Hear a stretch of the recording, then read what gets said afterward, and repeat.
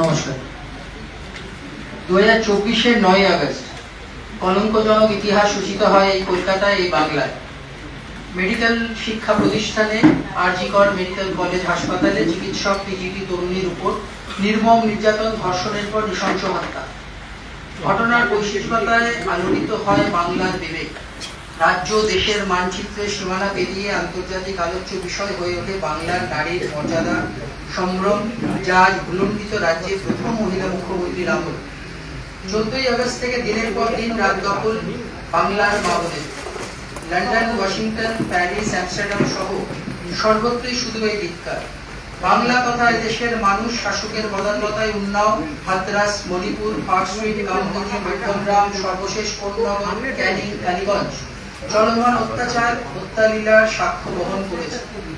দক্ষিণ কলকাতা আইন কলেজের ঘটনার বিভীষিকাময়, শাসক জোট স্পষ্ট, তবু আরজি করের ঘটনা আলাদা বৈশিষ্ট্য বহন করছে। শিক্ষা প্রতিষ্ঠান বা আমাদের কাছে পবিত্র স্থান স্যাংচুয়ারি, তার অভ্যন্তরে এই ঘটনা আমাদের সব রকমের খারাপ ইতিহাসকে ম্লান করেছে।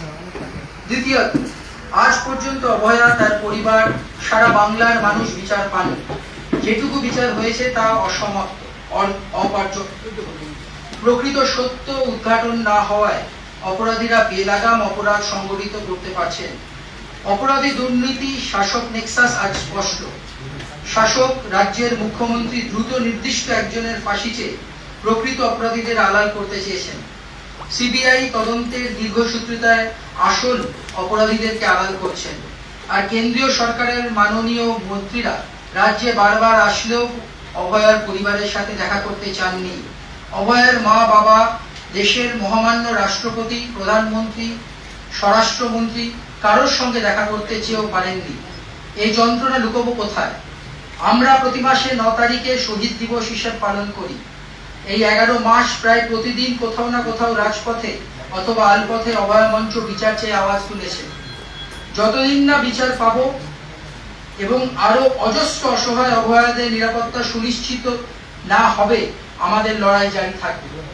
9 আগস্ট অভয়া হত্যার প্রথম বর্ষপূর্তি। ওই দিন বাংলার সকল গণতন্ত্রপ্রিয় মানুষকে নিয়ে বিকেল 4টের সময় কালীঘাট চলো ডাক দিচ্ছে অভয়া মঞ্চ। কলকাতা লাগোয়া মূলত 4টে জেলা থেকে মানুষ অংশ নেবেন এই মিছিলে। অভয়া মঞ্চ একটি অদলীয় রাজনৈতিক সংগঠন। দলমত নির্বিশেষে সকল প্রতিবাদী মানুষকে হাজরা মোড় থেকে এই মিছিলে অংশগ্রহণের আবেদন জানাচ্ছি। অন্যান্য জেলায় সারাদিন প্রতিবাদী কর্মসূচি চলবে। সকালবেলায় রাখি বন্ধন হবে অভয়া মঞ্চের উদ্যোগে বা সমমনোভাবাপন্ন সংগঠনগুলোর উদ্যোগে। এরপরেই 14ই আগস্ট আবার রাত দখল। রাত 12টার পর স্বাধীনতা দিবসে জাতীয় পতাকা উত্তোলন করে রাত দখলে অংশ নেবেন উত্তর থেকে দক্ষিণবঙ্গের গ্রাম শহরের প্রতিটা পরিবার। আগামী 9 জুলাই শ্রমিক কর্মচারীদের আহ্বানে সর্বভারতীয় সাধারণ ধর্মঘট।